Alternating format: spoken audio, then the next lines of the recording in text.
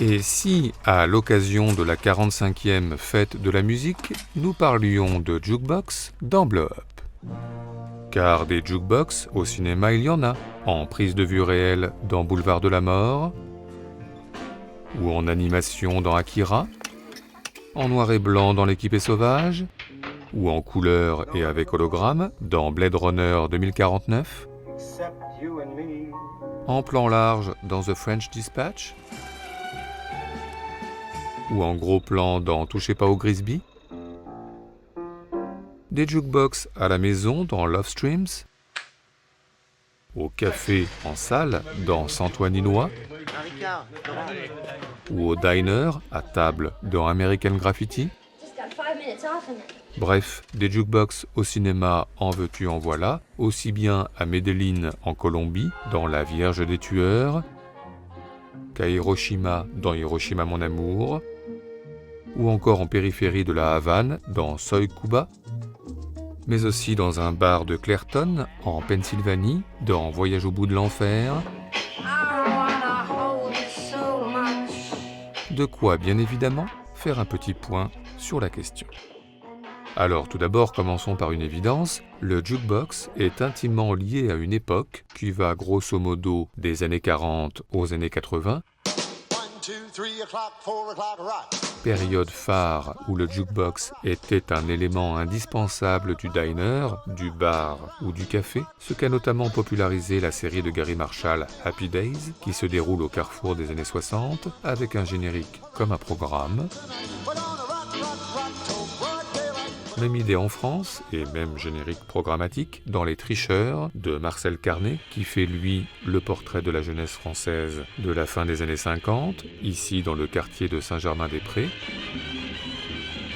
Le jukebox est ainsi un marqueur temporel, comme le constate Michael J. Fox dans Retour vers le futur, au moment de voyager dans le temps et de revenir à l'année 1955. Dans le même ordre d'idées, quelques collectionneurs temporellement eux-mêmes un peu décalés, comme le révolutionnaire V dans V pour Vendetta, sont liés au jukebox, ce que découvre Nathalie Portman au milieu d'une décoration et un mobilier d'un autre temps.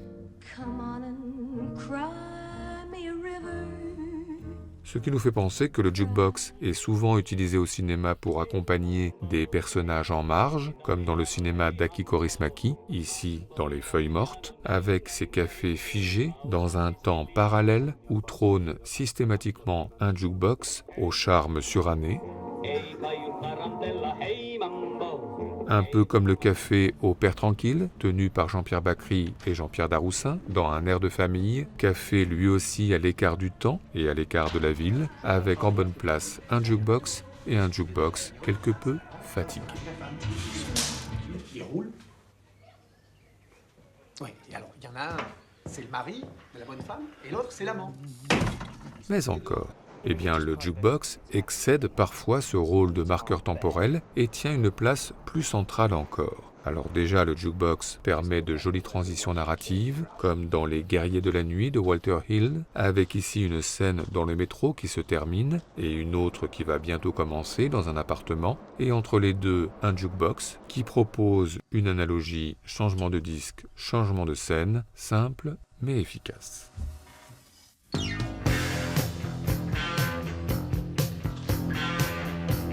Sinon, le jukebox a parfois joué les premiers rôles, en tous les cas dans le cartoon des années 40 Jukebox Jamboree d'Alex Lovy, avec une souris qui vit juste à côté d'un jukebox et qui n'est donc pas à la meilleure place pour faire la grasse matinée. Et puis dans la série fantastique Night Gallery de Rod Serling, et plus précisément l'épisode The Tune in Dance Café, un jukebox se dérègle et passe le même segment de la même chanson encore et encore, comme un très mauvais présage.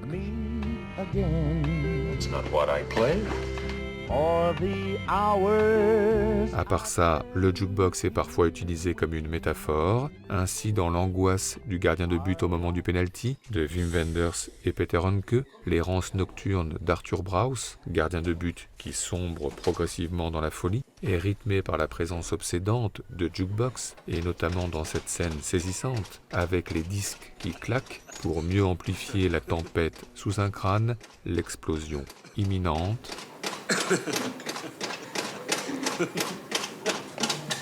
Sinon, Aki Kaurismäki, encore lui, dans L'homme sans passé, utilise aussi un jukebox pour filer la métaphore avec Markku Peltola qui se réveille à l'hôpital amnésique et qui va ensuite trouver dans une décharge un vieux jukebox qui semble aussi cassé que lui. Jukebox qu'il va retaper en parallèle de sa propre convalescence avant, une fois parfaitement rétabli, de concrétiser joliment avec Kati Uotinen sous l'égide du jukebox flambant neuf.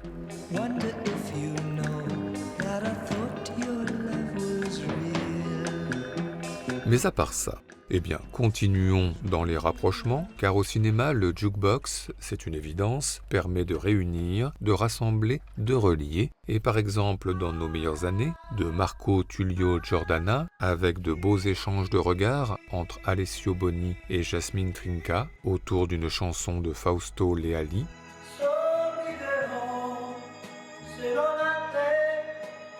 ce qui nous fait penser à cette scène dans Moonlight de Barry Jenkins, tout en échange de regards aussi, entre André Holland et Trevante Rhodes, alors que retentit dans le jukebox la voix de Barbara Lewis.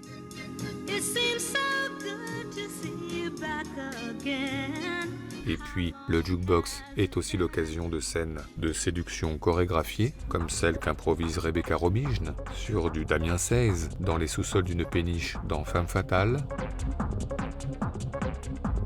ou comme celle qu'improvise dans un genre différent Dana Carvey, alias Garth, sur du Jimi Hendrix dans Wayne's World.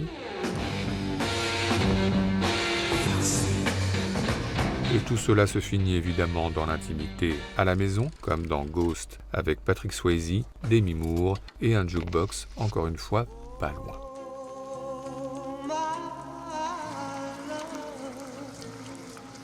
Mais cela dit, à l'inverse, le jukebox peut aussi parfois accompagner des scènes plus douloureuses, en tous les cas pour Anna Karina, dans Une femme est une femme, qui apprend la trahison de Jean-Claude Brialy sur la chanson de Charles Aznavour « Tu te laisses aller ».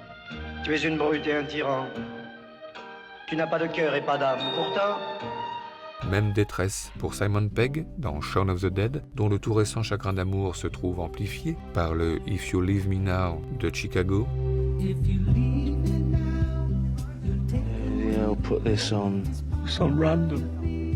Puis des disputes peuvent aussi éclater autour d'un jukebox, en tous les cas pour le quatuor chargé de Qui a peur de Virginia Woolf. You want to dance, Angel Boobs? What'd you call my wife? Et puis les bagarres, évidemment, éclatent autour d'un jukebox, et notamment dans La soif du mal, avec un Charlton Heston remonté, ou dans Y a-t-il un pilote dans l'avion, avec deux bagarreuses tout aussi remontées.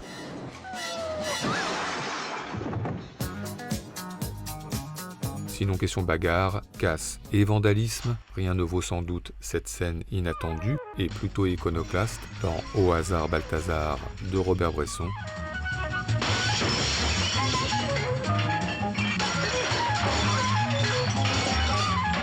Et puis parfois la situation dégénère encore un peu plus, en tous les cas dans Tueur né d'Oliver Stone, avec Woody Harrelson et Juliette Lewis, qui au départ ambiance un bar miteux avant de passer brutalement à l'acte.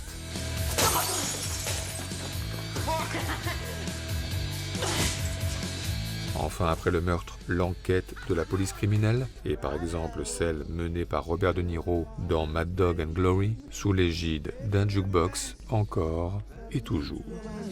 Louis Prima, the best. Bref, si on ajoute Joe Strummer, qui programme du Rufus Thomas dans Mystery Train,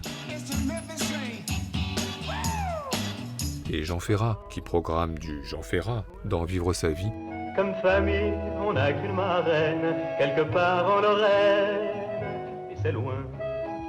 on peut dire que le jukebox est au cinéma partout, surtout si l'on n'oublie pas Sherilyn Fenn au Double R sur la musique d'Angelo Badalamenti dans Twin Peaks.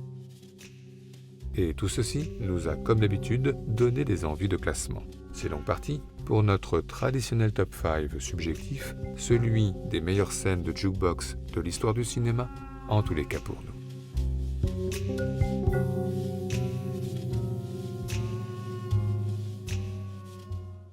Notre numéro 5, commençons par un film jamais cité dans Blow Up, et on se demande bien pourquoi, La Blonde et moi, que réalise Frank Tashlin en 1956, et plus précisément son ouverture, tout en facétie, comme le cinéma hollywoodien en avait le secret, avec la complicité de l'acteur Tom Ewell, et bientôt sur un jukebox, de Little Richard et son Girl Can't Help It, à quand, au passage, un sujet sur Little Richard dans Blow Up.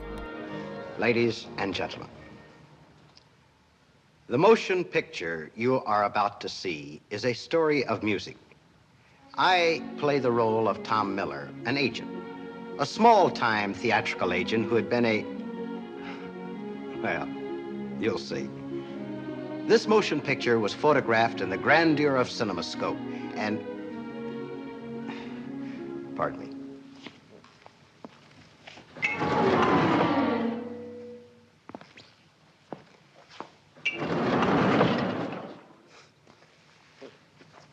As I was saying, this motion picture was photographed in the grandeur of CinemaScope and in gorgeous, lifelike color by Deluxe. Gorgeous, lifelike color by Deluxe.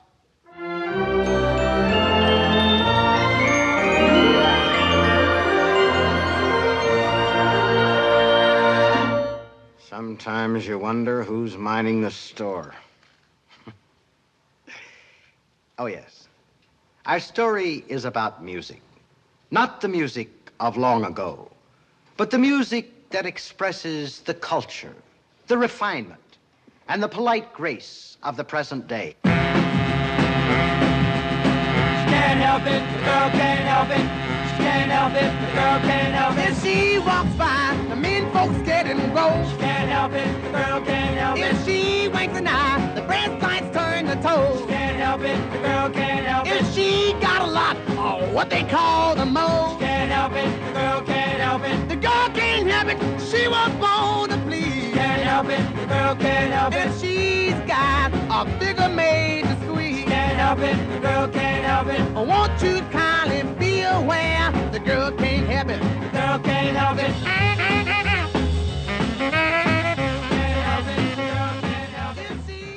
Notre numéro 4 est une évidence, Bianca de Nanni Moretti, avec, dans l'école Marilyn Monroe que présente Dario Cantarelli à Nanni Moretti, un prof lunaire que l'on aurait tant aimé avoir en la personne de Giorgio Viterbo, adepte de jukebox et de la musique du poète italien Gino Paoli. Gino all'ultimo momento ha perso il posto. L'estate del 60 c'è il governo Tambroni, dei disordini a Reggio Emilia, 5 o 6 cittadini uccisi dalla polizia e Gino era triste. Trova una bella ragazza e se ne vanno in Sicilia, in un piccolo villaggio nel cuore del Mediterraneo.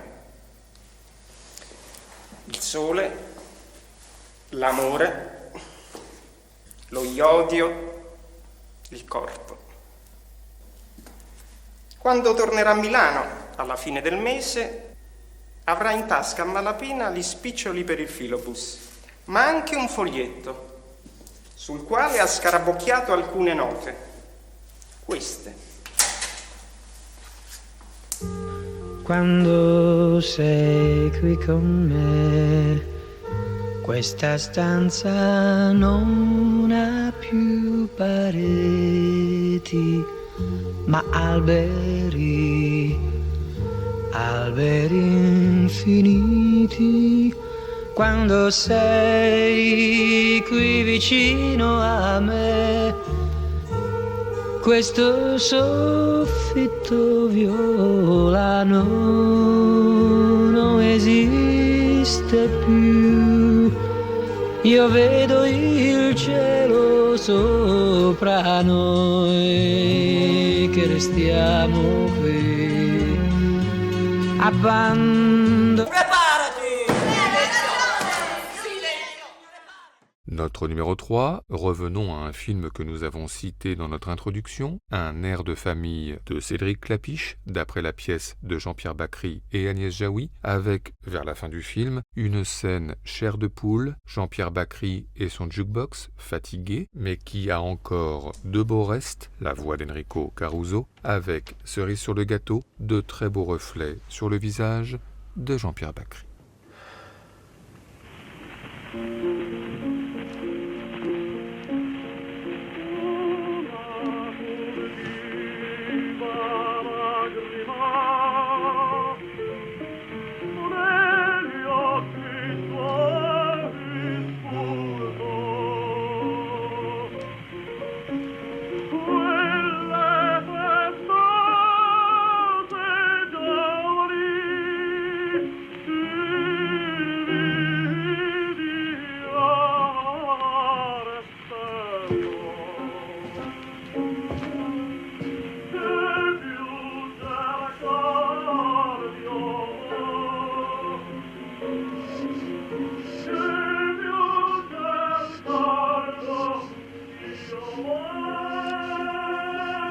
Encore aujourd'hui qu'on va se remettre à chanter tous les deux.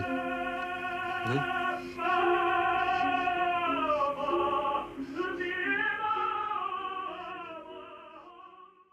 Notre numéro 2 concerne Wong Kar-wai, car si nous avons beaucoup évoqué Wim Wenders ou Aki Kaurismäki dans notre introduction, le cinéaste du jukebox reste évidemment Wong Kar-wai, lequel, d'As Tears Go By à My Blueberry Nights, en passant par Chungking Express, n'a cessé de fétichiser le jukebox, mais peut-être jamais autant que dans Les Anges déchus, et plus particulièrement dans cette scène avec Michel Reiss, rythmée par le Speak My Language de Laurie Anderson, difficile de faire plus culte.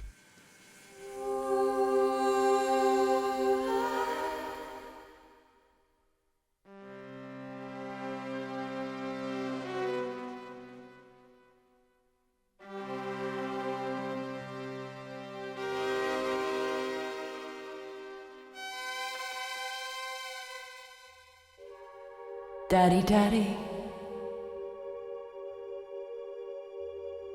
it was just like you said. Now that the living outnumber the dead,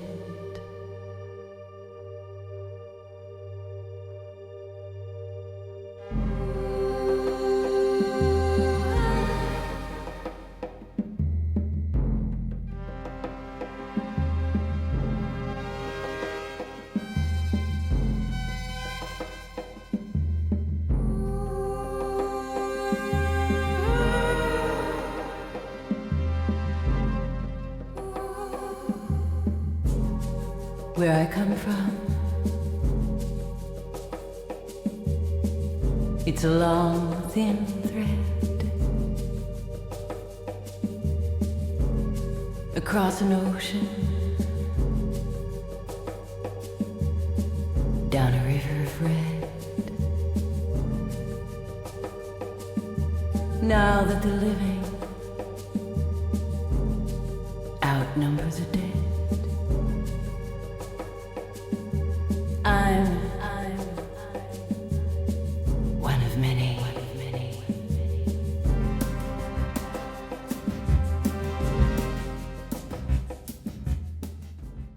Enfin, notre numéro 1, un film que nous avons soigneusement gardé pour le top, Pleasantville, que réalise Gary Ross en 1998, avec une petite ville américaine conservatrice des années 50, noir et blanc, qui va se trouver progressivement contestée par un vent de modernité, mené par Tobey Maguire, qui se manifeste avec l'apparition de couleurs, avec en point d'orgue cette scène de résistance, noir et blanc au dehors, couleur à l'intérieur, et lecture des nouvelles règles encore plus restrictives et dictées par la ville, avec bientôt le jukebox et la musique, et en l'occurrence Buddy Holly, pour lutter contre l'obscurantisme, l'idée d'un manifeste. 4. The only permissible recorded music shall be the following: Johnny Mathis, Perry Como, Jack Jones, the marches of John Philip Sousa, or the Star-Spangled Banner. In no event shall any music be tolerated that is not of a temperate or pleasant nature. 5. There shall be no public sale of umbrellas or preparation for inclement weather of any kind. 6. No bed frame or mattress may be sold measuring more than 38 inches wide. 7. The only permissible paint colors shall be black, white, or gray, despite the recent availability of certain alternatives. 8. All elementary and high school curriculum shall teach the non-changeist view of history, emphasizing continuity over alteration. Wow. Hey, this thing still works. Turn that off! You're not allowed to do that now!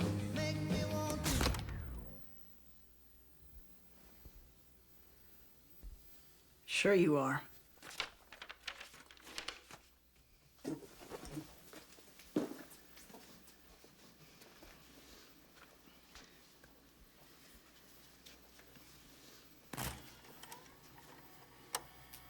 Oh, well, the little things you say and do make me want to be with you. Rave on, it's a crazy